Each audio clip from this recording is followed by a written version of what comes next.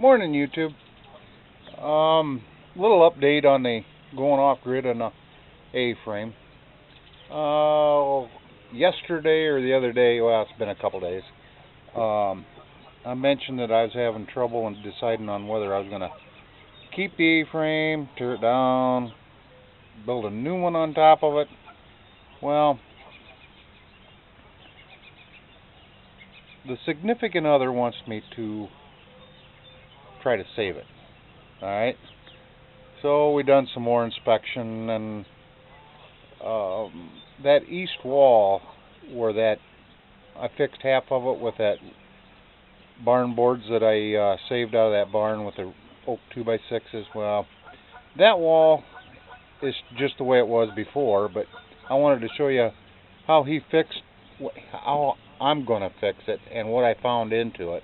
More work. Anyway, let me explain this to you. I'll show it to you. Here you go. And it's alright. They built a deck. I probably would have done the same thing when it was built. It was built about 20 years ago. And all they did is they just fastened it right to the side of the house. Alright, now this has got wood siding on it. I mean, it wouldn't have made no difference if you would have used or fastened it onto vinyl siding or whatever. It's still going to do what it did, and I'll show you that. Alright, and there's some other stuff. There's damage that they didn't have done by the deck, but it's also damaged. But I'll show you. Okay, the deck's pretty good sized. I don't know what size it is. I've never really measured it. And then it's got steps going all the way down, which is, I mean, it goes down towards the lake. It's kind of a downhill grade, but I mean, it's, well, the cats are running around having fun, but it's not too far to the lake, as you can see. I hope there ain't too much glare off the sun. But anyway, it's a nice morning this morning. We've had some good weather for the last 2 days. But anyway, what they did is they fastened it right to the side of the house. Alright? And where the nails and the screws went through, now I don't know, you can see the tin, but that's just setting up there. But anyway, you can see where the screws come in and the nails that they used, and they just screwed it right to the side of the siding, which is, like I say, wood siding.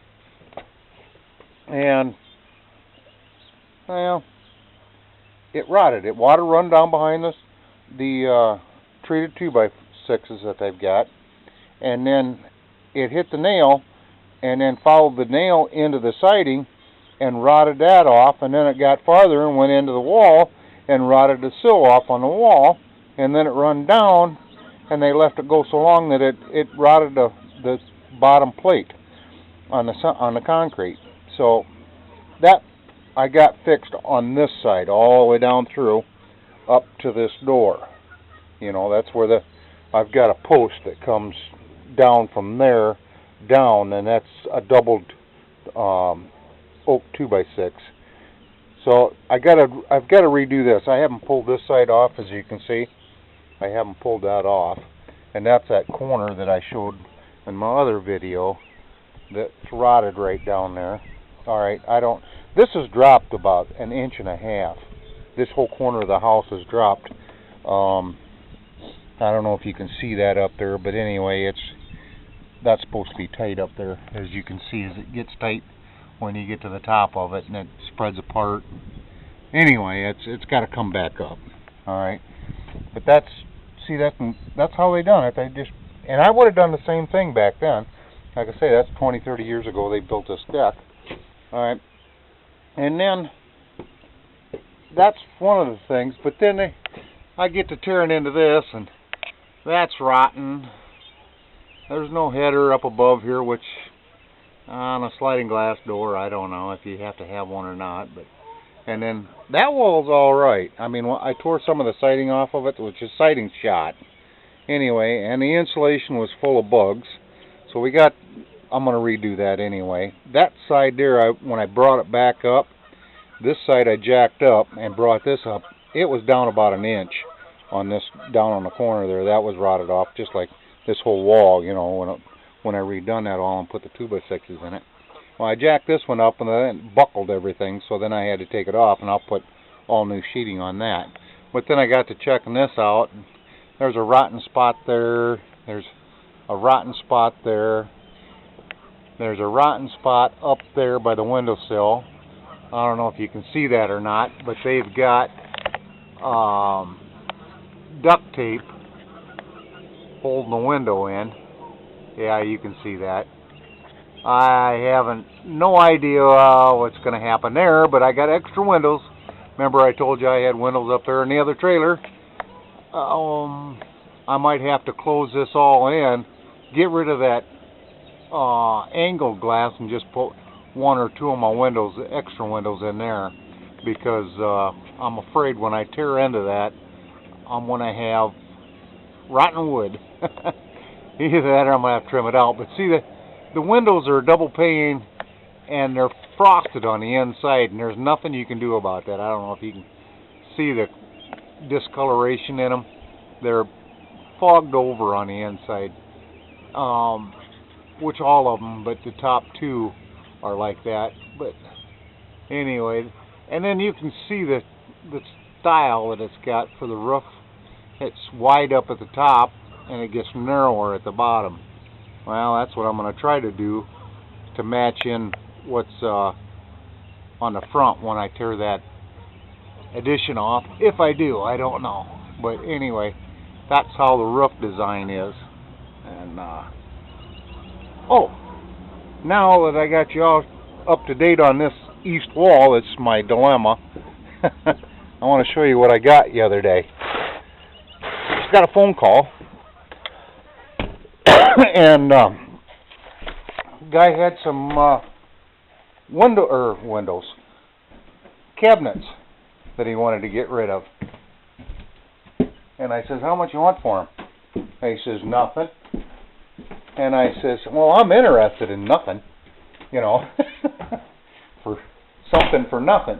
So anyway, we went to Freeport yesterday, and it cost me $200.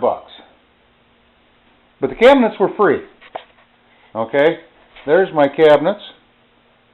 There's the countertop. This stuff is 2 years old. When they bought the house 2 years ago, they just put new appliances in it. There's a gas stove, countertop stove.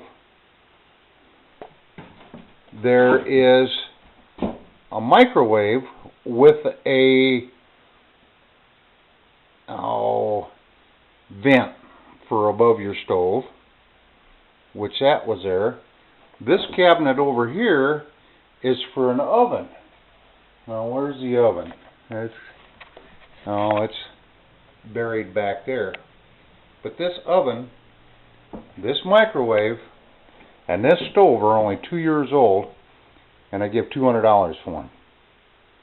I can't even buy this for $200.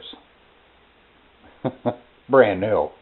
So I got this, and I got the stove that's back there, and it's just a single stove. They said it was a double, but it's single. And what it is, it's got a big drawer underneath of it that you can pull out. But I got all the upper cabinets, all of the bottom cabinets, the countertop, which is not too bad. It's a granite. It's kind of a stone color. I don't know if you can see it there or not. That's a lighter color than what I was going to put in the house, but that's all right. But anyway, I've got all that for free, and the appliances for $200. And the good thing about it is, they didn't want all their money right away. And that fits into my budget perfect. Because I've only got so much that I can put out every month. So anyway, a couple months we'll have it paid for, and we got all new appliances. And that's what I wanted. It's got gas stove and a gas heater, or gas oven, and I can run it all in there. Now I just got to figure out where I'm going to put it in the house, and it's all paneling, plywood. Everything's solid plywood. I mean, these cabinets are from the 50s. My mom's house was built in the 1950s, and she's got similar cabinets as what these are. And I don't know if you can see that one there. That one kind of gives you an idea on what they look like. And it's a good set of cabinets. I mean, they're solid. They ain't like the new ones that you can buy now at Menards, but they're solid. I'm proud of that, where I'm going to put them and how I'm going to put them in there, because this section from here down to there is 7 foot. And then from this end down to this end is 9 foot 3 inches or something like that. But anyway, I'm hoping I can keep it all together. If I put it down in the basement, it'll fit fine. But I got to get her talked into moving into the basement. She still wants to save it upstairs. Now let's go outside. Today we're picking up. It's supposed to get in the 70s. The ground's still soft. It's kind of dampish out. I can't get my pickup down below, so we're going to have to haul everything up.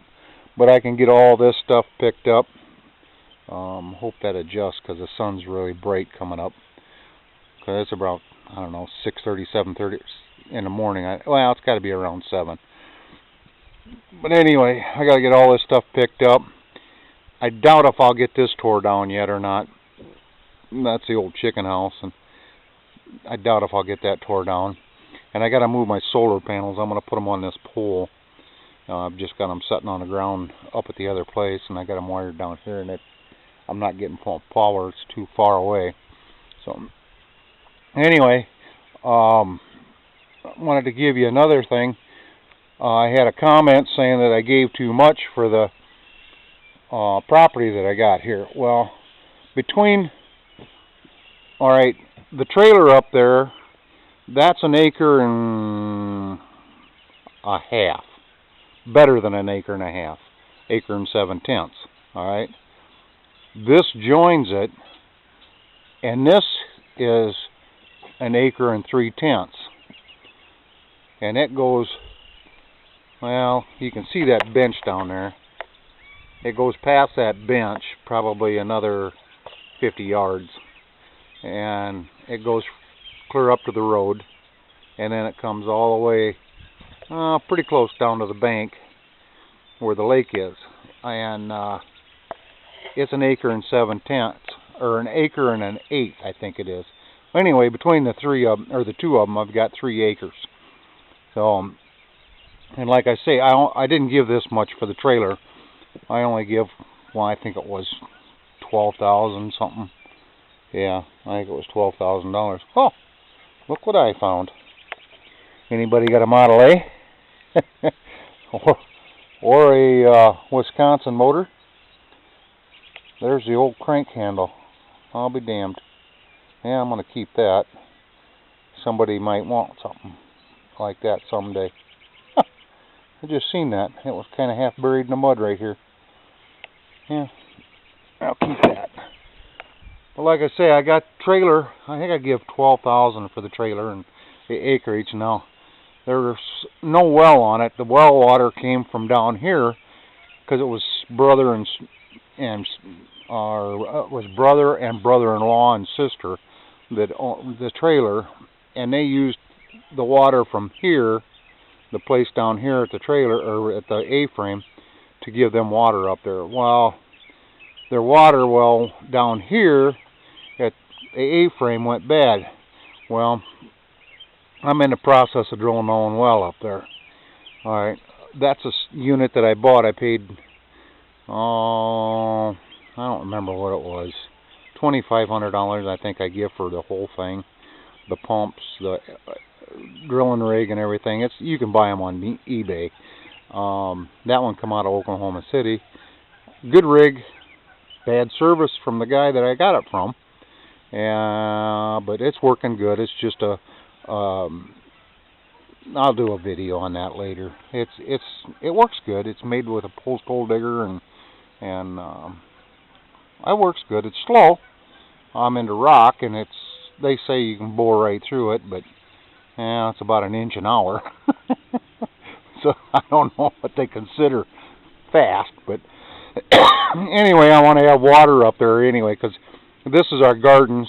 We've got 3 sections. We got this one, that one, and then there's another one over there on the other side of that dirt pile. We've probably got, I don't know, we've got a big garden, and we do a lot of canning. We make salsa. We do our own soup, what we call a soup starter, which we'll get into that this fall. We can all that. We do green beans, regular beans. We can them and freeze them and dry pack them. We just do a lot of canning. I mean, we do tomatoes. We do like I say, salsa. We do a puree. 3 different kinds of green beans, hot peppers, bell peppers, just a normal garden. And then we use all I don't know if you can see it up there, but anyway, where the rabbits are at. We clean that all out in the spring, and we put that on the garden. Now, rabbit manure isn't acidic, and you can put it on a garden even after it's started to grow, and it doesn't burn them off. It's real good fertilizer. So we'll clean that up and bring it down here and put it on, and then I'll till all of it up. And we do popcorn, we used to do popcorn, but it's cheaper just to buy the popcorn from the store rather than take up the garden. But we do our own sweet corn because we freeze sweet corn, and good stuff. We use I don't remember what the name of it is. It's a heirloom, non-GMO. I think it's called butter and sugar or something. I don't know what it is. The wife would know what that is because she does most of the buying on the stuff. But everything's all non-GMO, and it's heirloom that we're planting. And like I say, we got 3 gardens. We're thinking about making it a little bit bigger, but like I say, we've got a third of an acre probably, and it's a lot to take care of. With the weeding and everything. Now, we made the mistake one year. We fed the rabbits with hay all summer. Well, we took the hay and the manure and brought it down here to the garden, and we had weeds that we could not take care of. So we quit feeding the hay, or we separated them when we fed the hay so they didn't fall down through, and we wasn't having the combination of hay and rabbit pellets down here. So that helped. The deck's coming off. That's where I'm getting my 2x6s. We was going to put a deck up over there. I'm taking that deck all apart, and the 2x6s from that are going down here to the deck on the back. And then I'm not going to fasten the deck. Excuse me. All right, I'm getting rid of my gout. Finally went to the doctor after 2 months of fighting this gout. I went to the doctor, and he gave me some medicine, and I've been coughing ever since I got it. And I don't know if that's from my medicine that I got from her or if it's from Madison, because I have to go to Madison and go back. About every 3 or 4 months I got to go to Madison, and they do blood tests and everything. But anyway, I don't know if one of my medications is making me cough, and I fill up with phlegm. Okay, that's how far I've pulled this end out. And then I've got it jacked up with this piece. All right, I'm debating on whether to fasten it back to the house after I get this all closed in. Now you can see the 2x6 that I don't know if you can see it or not, but anyway, the oak 2x6 that I put in there. There's 3 of them across that. And then I got 2x6s this way. But anyway, I don't know whether I'm going to fasten it back to that and then put a ridge cap over top so it doesn't leak behind it, or I've got the 6x6s, 4x4s there, and I was thinking about fastening them in here because there's concrete foundation underneath this. There's a sill that comes out by the other door over there. You can see it. I'll show you here in a minute. But I'm thinking about putting 4x4 posts up here, about 3 of them, because there's already one over there. I might put 4. I don't know. But and just setting them on the concrete and then putting cross pieces coming down, you know, crisscrossing it to support it so it doesn't move. And yeah, I'd probably put one here because there's already one here, and then put another one over there and put a crisscross on it, you know, and then the same way with this one. But the door's kind of in the way, but I can move it. But anyway, here's the sill that I was telling you about. I can set it right on that sill, and then there's already a post over there where the steps come down, and then just leave this all hang. Now see, there's where it's fastened on, and this is where I pulled it apart. You can see where I pulled it apart, and then I just got, like I say, I just got this tin sitting up here because I got to pull it apart anyway. I'm going to put sheeting on it, and then I want to put the tin back on it because I'm thinking this is going to be a storage area for firewood underneath here. Anyway, I hope to get this cleaned up today. That's our project, my project today. Like I say, the gout's easing up so I can at least work. There yesterday and the day before I had a hard time even navigating.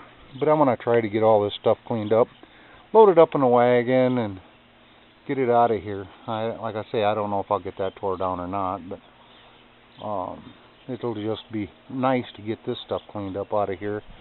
And a lot of this I can burn, but I'm going to get it out. And oh boy, it just scares me. I have a lot of work to do. Oh, anyway, YouTube, I hope you enjoy the video. I'll be in touch with you.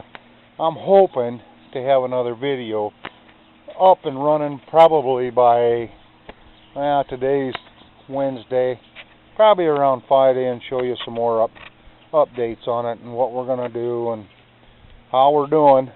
And I'm going to have a video, hopefully, of the chainsaw mill, but I'm having trouble getting the right chain for my saw.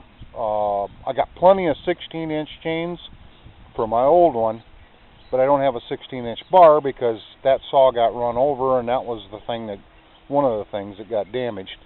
And I'm having a hard time finding an 18-inch chain to fit this saw. I've got plenty of 18. I've tried 3 different size 18 chains, but nobody can match it. So it's an 18-inch chain, but it's an oddball length. It's a 63 tooth or something. I don't know. Anyway, hopefully I'll have a chain, and I'll show you how that sawmill works. I mean, it's awesome. I like it. I will talk to you later, YouTube. Thanks for watching.